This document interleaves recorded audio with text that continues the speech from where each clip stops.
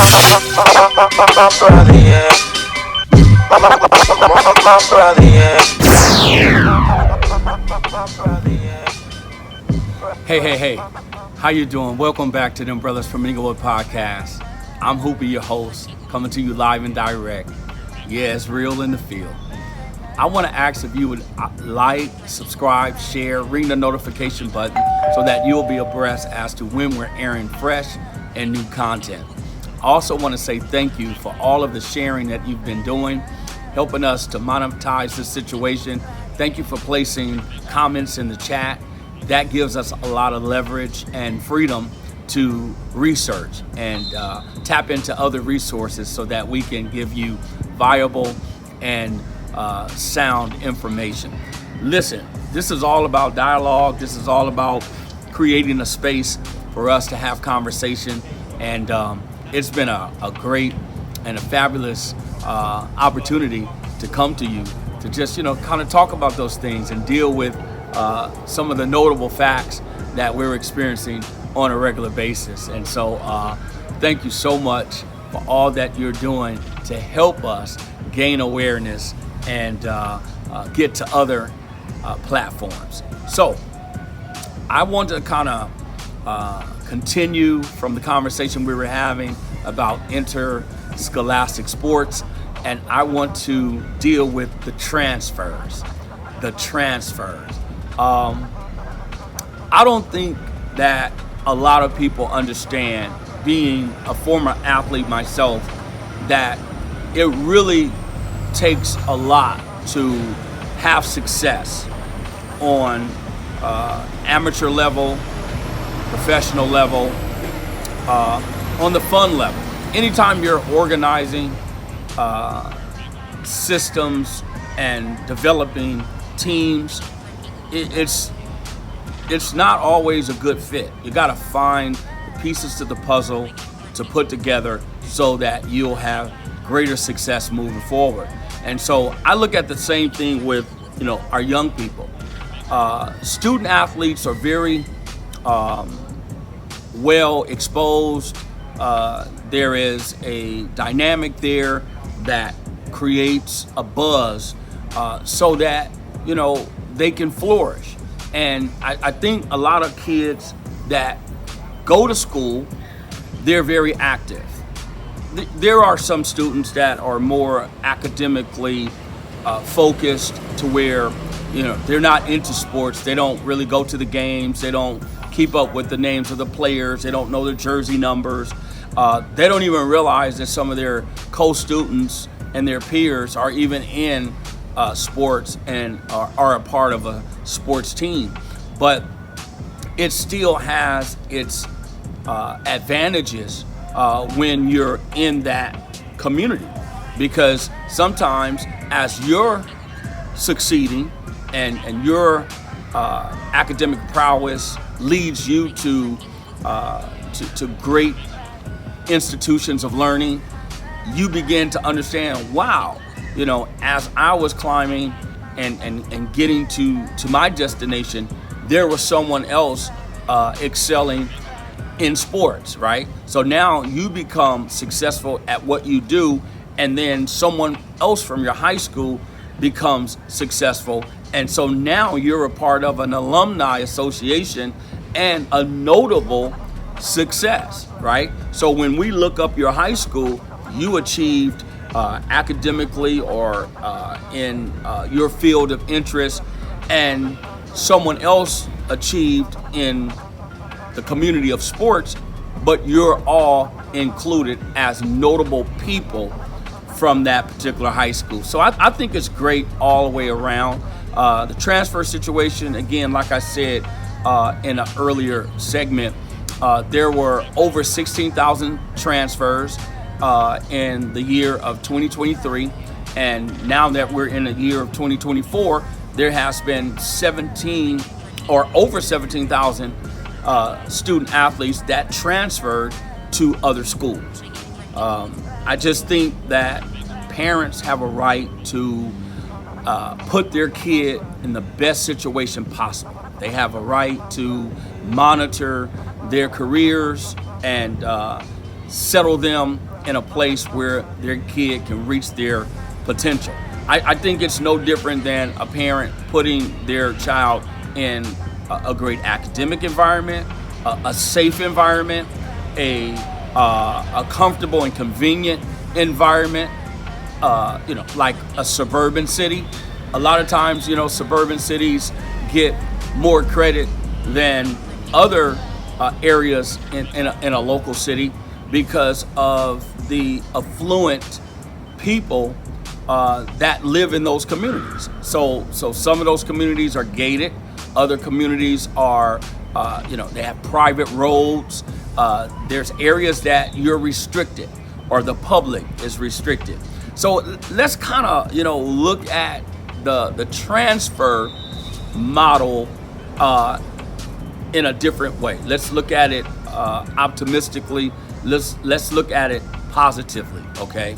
Now, me personally, when I was growing up, I was just sort of locked into what I thought would be best for me.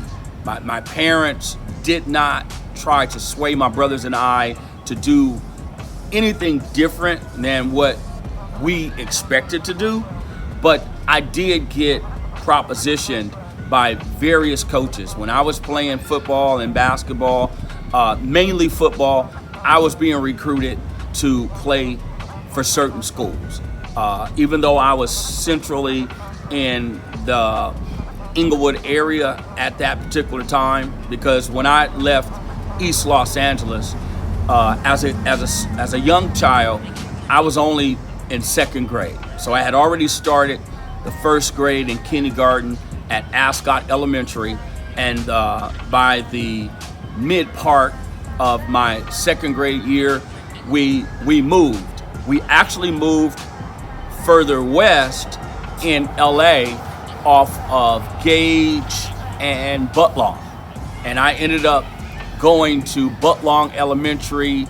I don't know, it could have been a semester. I'm kind of fuzzy on the timeline or time frame of my time at Butlong Elementary. But I do know I transferred after moving from Gage and Butlong to the city of Inglewood. I believe it was in 1974 when I completed the second grade at Center Park Elementary School. Oh, wow, that brings back great memories. I had such a great time at both schools. But the thing that I say was positive was I went from one extreme to the next. Why do I say it was extreme? Because I went to a predominantly black school, black environment, to a mixed or diverse school on the west side of Inglewood, right? And I wasn't really shell shocked or anything. It wasn't like, devastating to me because, I'm a people person. And as a kid, I was the same way. I love people. I enjoyed my peers, and it was a new environment. And it was actually a healthier situation, meaning I didn't hear a bunch of sirens. I didn't hear gunshots. I didn't hear screeching tires from cars racing or driving too fast or coming to a stop, to a sudden stop. I didn't see violence. I didn't see a lot of, chaotic situations. Did I see that in Los Angeles? In some cases, yes. In some instances, yes. I think wherever you have poverty, you're going to have crime, okay? And wherever you have crime, you're going to have law enforcement. You're going to have that entire agency proactive in those communities. They had helicopters in South Central Los Angeles on the east side where I grew up. They had helicopters on the west side. So you had extremes on both ends of the spectrum. We also had, racial conflict. There were people that really did not want to see the diverse change. They didn't want to see other ethnicities come into this community and environment and enjoy a different way of life. And so a lot of them start moving away. And I'm not trying to get on a political soapbox and try to make this out of a race thing. I'm just saying that student athletes that are transferring from school to school are transferring primarily for the sports community. They want to win championships. They want to play for notable coaches. They want an opportunity to transfer from high school into major college. So a lot of the kids are gravitating to programs that are successful and that are getting student athletes into Division I colleges. And I don't think anything is wrong with that. I think actually it's a better situation for youth of America today than it was for us in the 60s, 70s, and 80s. Why? Because we didn't get that type of exposure. We had that type of talent, we had that type of ability, but the exposure wasn't at the level that it is today because of technology. You got social media, you got the internet, you have so many ways to expose your talent. Then you have all these media outlets where these writers, they're everywhere. Someone has a publication, someone has some form of a recruiting service. So you have a lot of writers, you have a lot of camps and organizations where these coaches and these trainers are putting together these symposiums, and a lot of kids are just getting exposed. You know, we didn't even know too much about a dead period, right? We just played. We played with our local high school. We played summer league. We played what they would call passing league, which now is so advanced. It's like 7-on-7. They have camps where you only have 11 players in a camp, and you have these professional athletes that are developing them in skill positions, and they're isolated. And it's like, okay, you got the best 11 quarterbacks camp, and then you have the Elite 24 football camp. You got Nike camp where you only have 100 players now. You used to have about 350, and then they start cutting it down to where they're saying we only want to concentrate on 100 of these players so that we can get a better look at them. Now they have the NBA junior camp. So you got a group of guys that are handpicked from all classes, 9th grade to 12th grade, that are going to be playing and practicing in front of NBA coaches. So the exposure is so much better than it was when we were playing in those different eras. And so why wouldn't a kid be willing to transfer to a situation that's going to bring him or her the ultimate exposure? So I think the transferring situation is really about exposure. I think it's about opportunity. I think some kids are not being looked at because the program that they're in is not that successful. They don't have the resources. They're not able to get into the major tournaments. They're not able to connect with other All-American players, blue chip players, and that's not even playing field. Okay, now you might have a great player that is on a local team at a local high school that may be really successful in the league, but no one knows them on a national scale. Why? Because they're not playing high level AAU basketball or AAU baseball, the young ladies, vice versa, they're not playing on what we call the high AAU circuit. Okay, you got to get on the circuit. You know, you got a circuit for soccer, you have a circuit for baseball, you have a circuit for softball, you have a circuit for lacrosse, for track.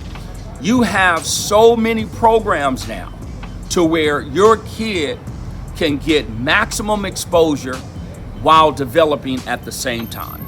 And really, to be honest, a lot of people don't like to see it this way, but I'm just going to keep it 100.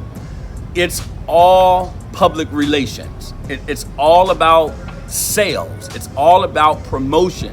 How can I promote this kid through marketing strategies, marketing schemes? You know, what can I do to bring my player into the forefront of elite talent?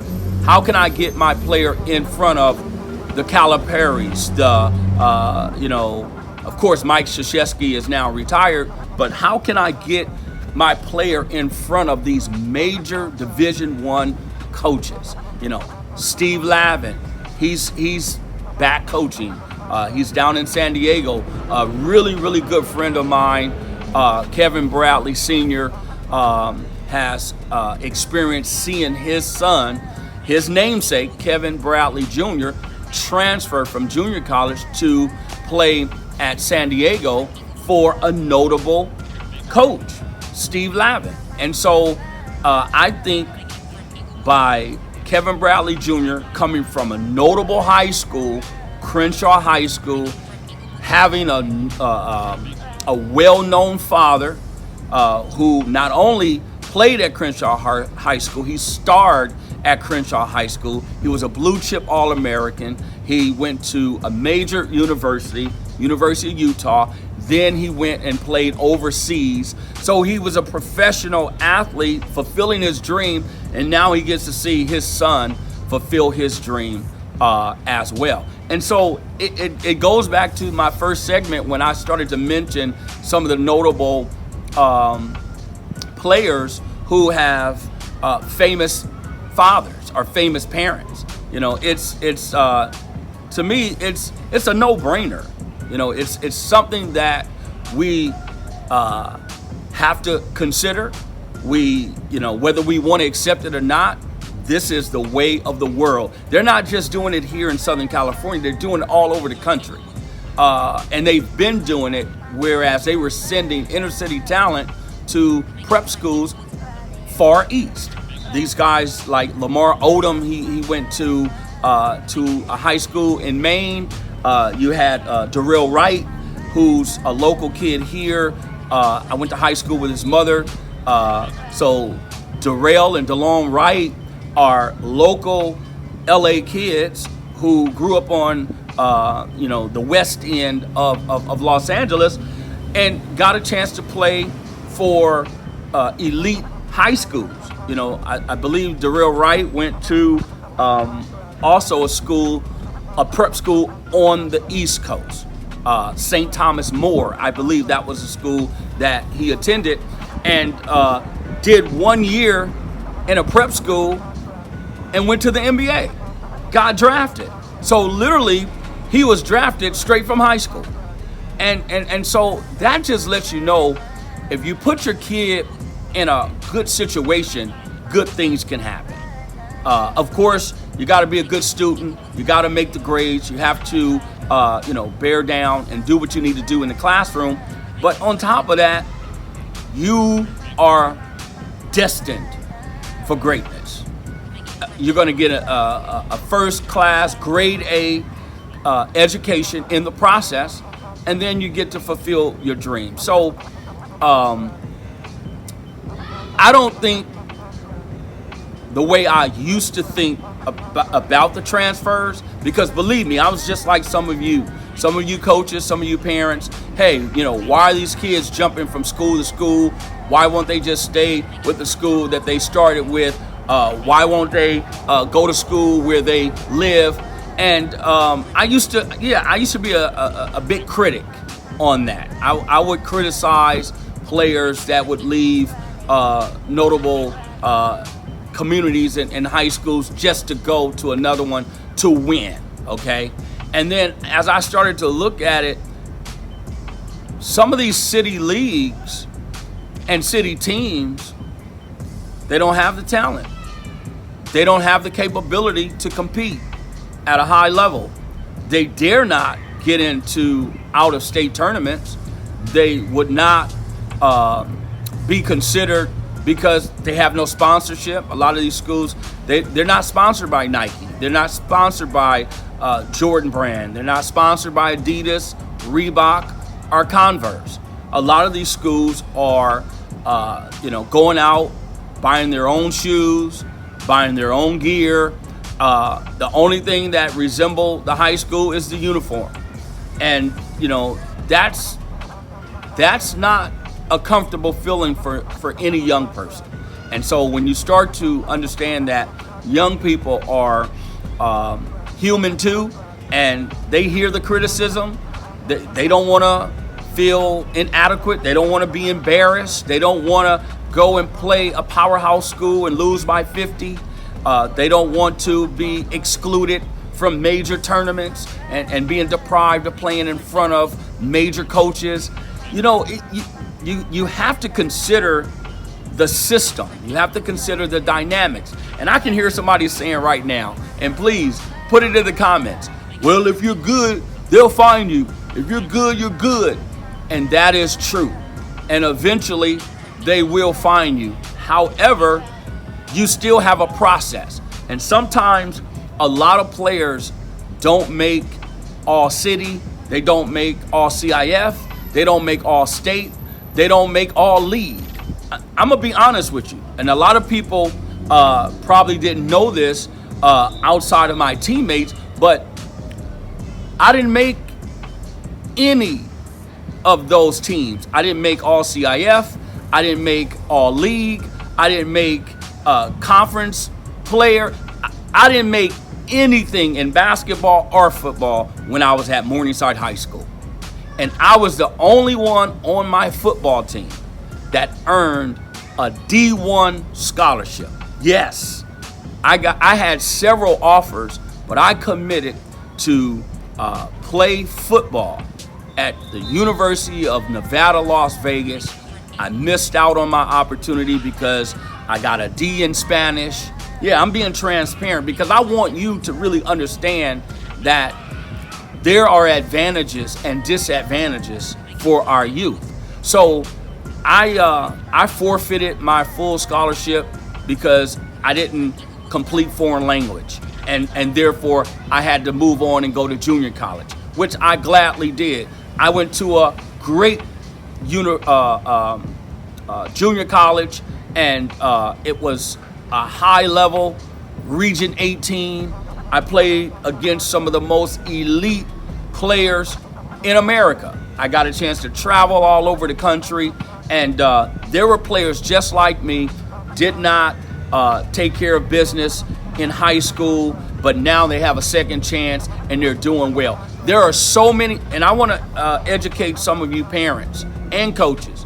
There are so many players, football, baseball, basketball, you name it, male, female, who went to junior college and made the pros.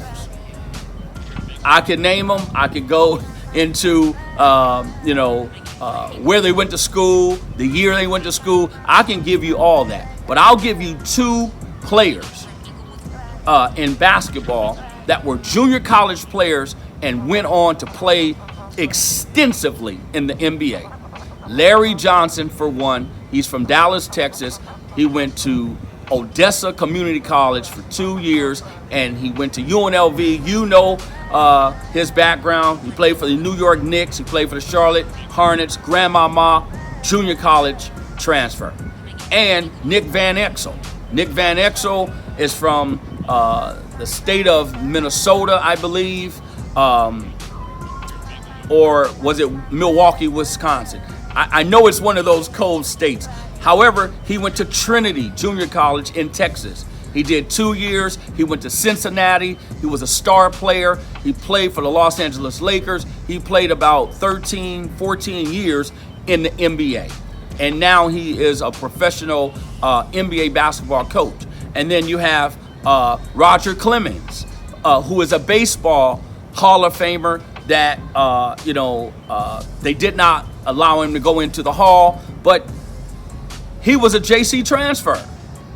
So you got a lot of guys who went the junior college route because of a technicality. However, they still rose to the top. So yes, I believe if you're good, you're good, but it still pays to be in a situation where you can get maximum exposure. And so I'm an advocate for youth. I believe that we should help them and see that they develop so they can get to where they need to go in this era. Let's not be critical. Let's do the research. Let's develop the resources and present them to our young people to see our young people excel.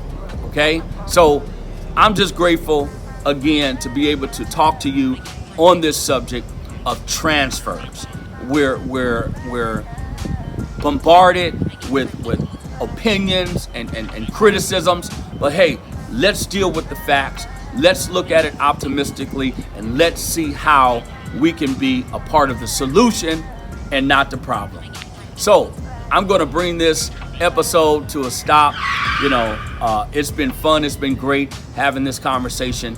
And again, like, subscribe, share, ring the notification button so that you will be abreast as to when we're on the air. And so add to the chat, give us some comments, give us some suggestions. We need that. We'll do the research, we'll develop questions, and hopefully we'll come back with some adequate answers. Yeah. We out of here. Peace.